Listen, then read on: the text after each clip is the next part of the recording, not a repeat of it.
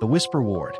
When Nurse Lydia Farnsworth first arrived at Blackridge Asylum in the autumn of 1938, she expected her new post to be grim, but not entirely without charm. She had survived nursing school, 3 years at a tuberculosis sanatorium, and one brief, disastrous engagement to a dentist with a fondness for ether. She was not easily frightened. Still, the first time she saw the building, she felt her confidence loosen like a button barely hanging to a coat. Blackridge was a monument to misery. Its brick walls were the color of old scabs, its windows narrow and blind, its corridors so long they seemed to swallow footsteps whole. The place smelled faintly of bleach, despair, and cabbage. When the head matron, a gaunt woman named Mrs. Greaves, gave Lydia the grand tour, she delivered each introduction with the solemnity of a priest. The hydrotherapy room, the seclusion ward, the room for inconvenient staff conversations. When they reached Ward 9, Mrs. Greaves paused, clutching her clipboard like a shield. "We do not go in there after midnight," she said, in a tone that suggested it was less a rule and more prayer. Lydia blinked. "Because it's haunted?" Mrs. Greaves frowned. "Because it's inconvenient. The patients are noisy, the lights misbehave, and the night nurse is tired of filling out reports about whispering walls." That last part amused Lydia. Whispering walls sounded like something out of Penny Dreadful. Do they whisper advice? I could use some. Mrs. Greaves did not laugh. The weeks passed in a dull blur of disinfectant and monotony. Lydia took to humming popular tunes as she made her rounds, partly to entertain herself and partly to drown out the constant murmur of the inmates. Some moaned, some wept, and some muttered secrets to the corners. Ward 9, in particular, had a talent for noise. The patients there whispered constantly, not to each other, but to the walls. They leaned in close, pressing cracked lips to the peeling paint, murmuring as if the plaster were a dear friend. Lydia found it unnerving, but also faintly ridiculous. When she asked one man what he was saying, he replied, "I'm reminding them to stay where they belong." That was when she decided that perhaps a little superstition in an asylum was simply good manners. It happened on a Tuesday night during a storm that sounded like God himself was dragging furniture across the sky. Lydia had stayed late to tend to a patient named Mr. Allen, a man who believed his reflection was plotting against him. He had recently clawed his own face after insisting that they were crawling out of the walls. The power flickered, and in the brief flare of the lightning, Lydia saw that the corridor to Ward 9 was flooded with shadow. She told herself it was foolish to feel nervous. She was a modern woman, trained in medicine, not the supernatural. Still, as she pushed open the heavy door to Ward 9, she felt her stomach twist like wet rope. Inside, every patient had gone silent. For the first time since she had started working there, not a single murmur filled the air. The sudden quiet pressed against her eardrums, thick and unnatural. It was as though the walls were holding their breath. Then, faintly, a sound rose, a chorus of whispers that seemed to come from the plaster itself. Lydia froze. She could not make out the words at first, only the rhythm of them, soft and slithering, like a lullaby sung by something with too many tongues. She took a step closer to the wall, heart thudding. The whispers shifted. The sound focused. They were saying her name, over and over, in dozens of overlapping voices. "Lydia, Lydia, Lydia." She pressed her palm to the wall. It felt warm. Then came the words she would remember forever. "You do not belong here." "But we do." Lydia did what any sensible woman would do under such circumstances. She laughed. Not a polite giggle, but a wild, startled burst that bounced off the tiles like shattered glass. She backed away, muttering something about stress and faulty acoustics. She told herself it was just the wind in the vents, or perhaps the deranged mutterings of the patients echoing strangely through the corridors. The walls disagreed. They kept whispering. By the time morning arrived, the storm had passed, but the air in Ward 9 felt thick and humid, as though something had been breathing heavily all night. When the other nurses came in for their shift, they found Lydia sitting cross-legged in the corner, her hair wild and her uniform streaked with dust. She was wearing a straitjacket, No one was quite sure how she had managed to get into it herself, but she seemed proud of the accomplishment. She greeted them cheerfully. "Good morning," she said. "They told me a marvelous joke last night. Would you like to hear it?" Mrs. Greaves peered at the wallpaper behind her. The plaster had bubbled outward in small, fleshy mounds, as if the wall had developed lungs.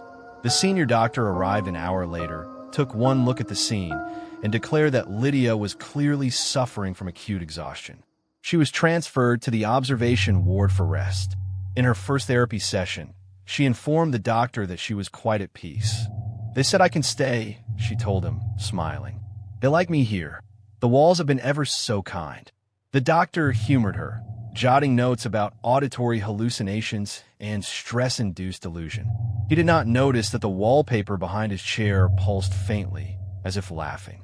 Blackridge Asylum closed 5 years later. Officially, it was due to funding cuts. Unofficially, there were complaints about strange noises and missing tools. The building stood empty for decades until a developer purchased it with dreams of turning it into luxury flats. During the renovation, workers tore down the walls of Ward 9. They found human teeth embedded in the plaster, arranged in neat, crescent shapes. When one of the laborers held up a section to the light, he swore he heard someone whisper his name.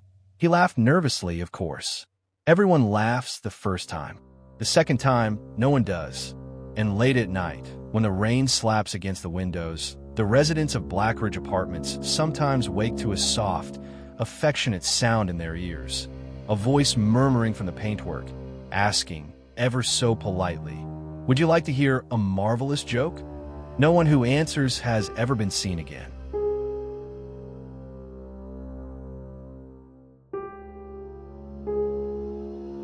Mirror Cell 13.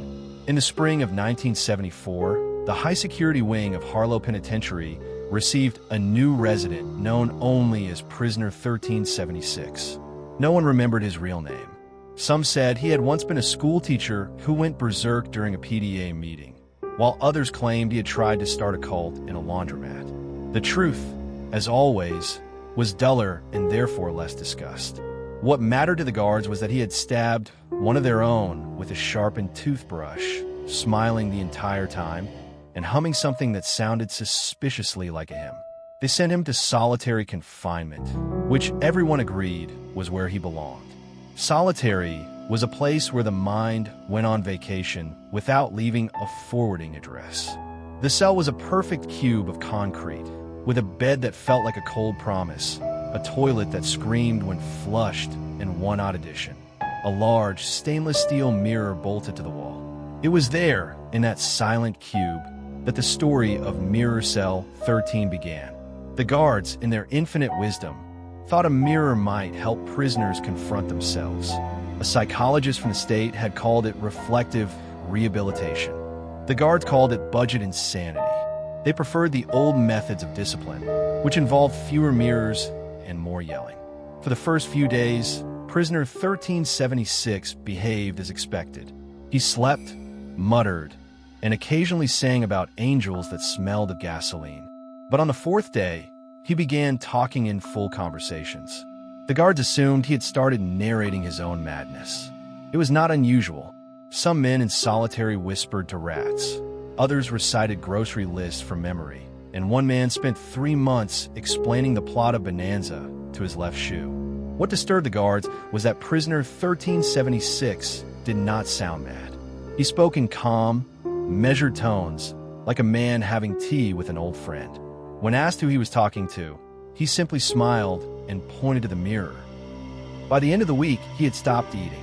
His meals, untouched, sat neatly stacked near the door, forming what looked like an art installation titled Despair in 4 courses. The guards began to notice other peculiarities. He no longer slept in his bed.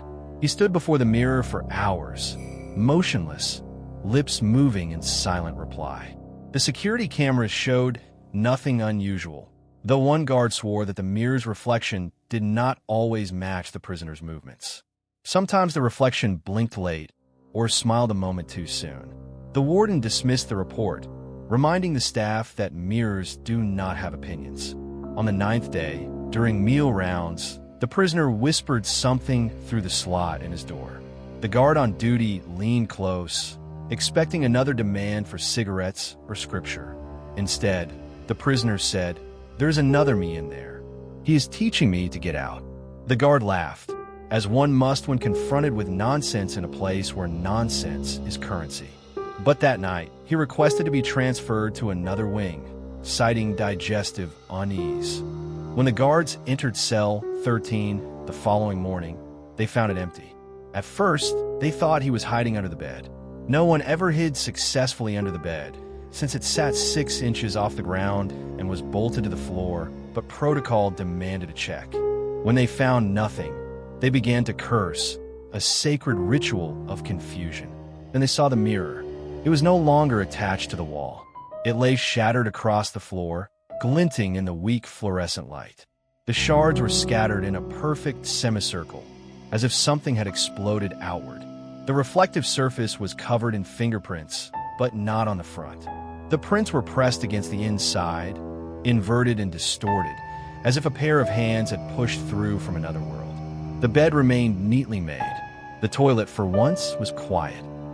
There was no blood, no hole, and no sign of a struggle. The only sound came from a single shard still trembling on the floor, making a faint tapping noise, like a clock running out of patience. The warden decided the matter should not reach the press.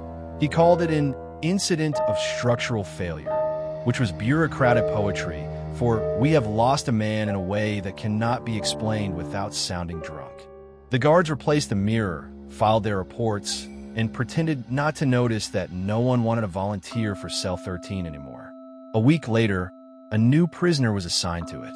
He was a petty thief with a talent for sarcasm and a deep fear of silence. When he heard the rumors about the cell, he laughed so hard he nearly choked. "What kind of fool believes in haunted mirrors?" he asked. The guards did not reply. They simply wished him good luck and shut the door behind him. That night, he lay on the bed, staring at the mirror. His reflection looked as tired as he felt. The fluorescent bulb above flickered like an indecisive god. Somewhere deep in the walls, the pipes groaned. He was just beginning to drift towards sleep when he heard it, a faint, rhythmic tapping coming from the mirror. He sat up, heart pounding. The sound stopped. Then, softly, a voice whispered from the other side. "Hello." He stumbled to the corner of the room, muttering to himself about practical jokes. But the voice spoke again, calm and patient. "It is all right. I will teach you how to get out." The next morning, the guards found him sitting cross-legged before the mirror, smiling faintly, eyes glassy and bright. He claimed he had been dreaming, though no one had asked him. When they brought him breakfast, he stared at the spoon's reflection for several minutes, as if waiting for it to move first. Over the years, Cell 13 developed a reputation. The psychologists called it a case study in sheer delusion. The inmates called it a doorway. Each new resident lasted a little less time than the one before. One man disappeared during a power outage. Another was found unconscious, clutching a shard of mirror, muttering, "I saw him blink first." Maintenance replaced the mirror a dozen times, but every new one eventually cracked in the same pattern, as if following a memory. In 1982, after a particularly unpleasant inspection, the cell was sealed and bricked over. The official report cited infrastructure decay. The unofficial report noted that even after sealing, guards heard knocking from behind the wall at night. Decades later, when the prison closed, the demolition crew uncovered the remains of Cell 13. The room was dry, silent, and perfectly preserved. On the floor lay a single piece of stainless steel, polished to a shine. When one of the workers picked it up, he frowned. He could swear his reflection was smiling. He dropped the piece immediately and laughed it off. The others joined in, because laughter was cheaper than belief. That night, in the motel across the highway, he dreamed of a mirror that did not show his face. It showed someone else's, standing just behind him, waiting patiently for the right moment to crawl out. The Orderly's Feast. In the spring of 1902, the Briar Hollow Asylum stood proudly on the edge of civilization, surrounded by forests that never seemed to end.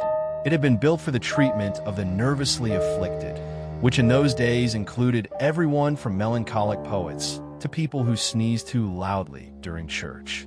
The head doctor, one Cornelius Vexley, believed firmly that madness could be cured with discipline, diet, and a polite smile. He was half right, which is a better record than most of his peers. For a time, the asylum thrived.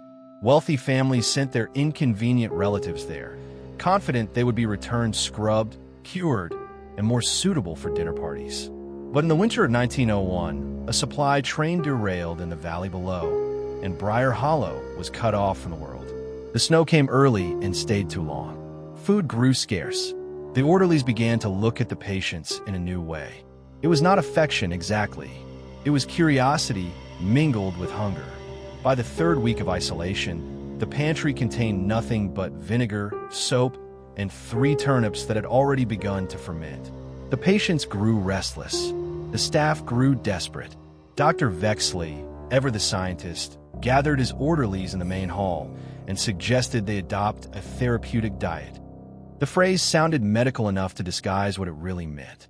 He assured them it would be temporary and that sacrifices were sometimes necessary for progress. The orderlies nodded.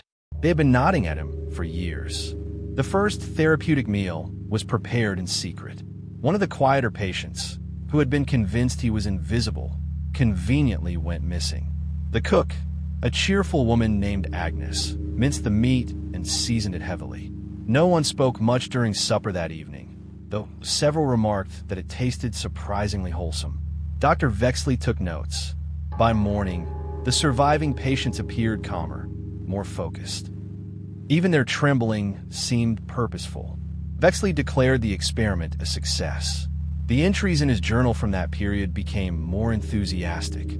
He wrote about discovering vital energies in fresh flesh, about how the human body could serve as both medicine and miracle. Soon, he began assigning orderlies to gather donations. A few questioned the morality of the practice, but their doubts vanished once they realized they were eating better than ever. As for the patients, they whispered of strange smells in the kitchen and of orderlies who dragged away anyone who prayed too loudly. When spring finally came, the supply line reopened. The asylum, however, was never heard from again. The local authorities assumed everyone had perished in the winter.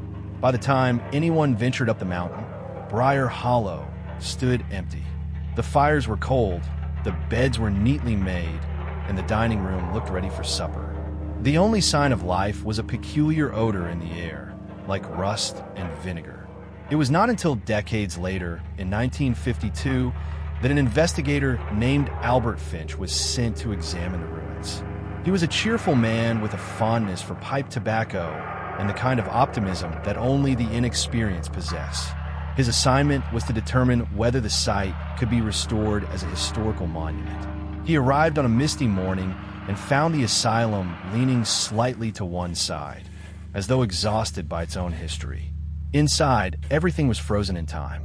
The walls were lined with decaying wallpaper patterned with roses that had turned the color of dry blood. The patient rooms were empty except for the faint smell of antiseptic. On the main desk in the administrative office lay a stack of journals bound in cracked leather. Albert opened one and began to read. The entries started sensibly enough. Notes on patient behavior, supply inventories, a few minor complaints about staff hygiene. Then came the entry dated December 23, 1901. We have found that the patients heal faster when fed fresh meat. The source must remain discreet. Albert chuckled softly. Mad doctors, he said aloud, always with the secret diets. He had read about such things.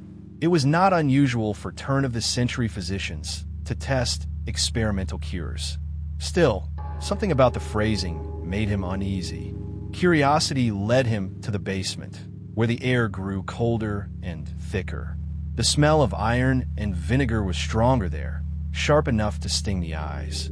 He discovered the old kitchen, its tiles cracked, and its ceiling dripping with condensation. In the corner stood a massive meat grinder, its metal corroded but unmistakably stained with something dark.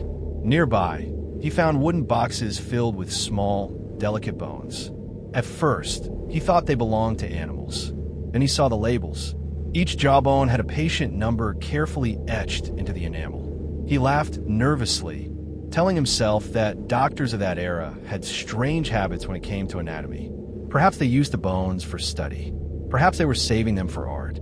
People did odd things before the invention of proper entertainment. Still, the smell clung to him. He decided to leave before sunset. The floorboards groaned under his feet as he climbed back toward the main hall. He took out his tape recorder, a bulky contraption he had borrowed from the department, and began dictating his notes. His voice, though steady, carried a tremor. I have found what appear to be medical records and anatomical specimens. There is a strong odor like iron and vinegar. I suspect chemical decay. He paused, frowning. There are sounds. Scratching perhaps. Likely rodents. The scratching grew louder.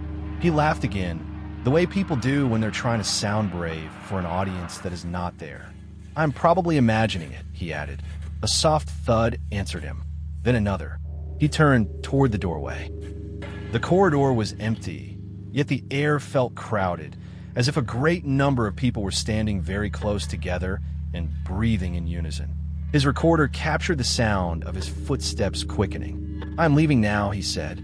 This place is structurally unsafe. A faint voice replied, almost tender. Do not go. Supper is ready. Albert froze. He swallowed hard, forcing a laugh that came out more like a cough. Someone is playing a prank, he said. I will be reporting this to the... The rest of the sentence never made it to the tape. What did remain was the sound of something wet and rhythmic like chewing. After several seconds, a whisper, low and moist, pressed close to the microphone. You will make us whole again. When police arrived the next morning, they found a recorder near the entrance, still running. There was no sign of Albert Finch. The officers who entered the basement returned pale and silent, refusing to describe what they had seen. The official report listed his death as unconfirmed. The site was condemned. The papers called it tragedy.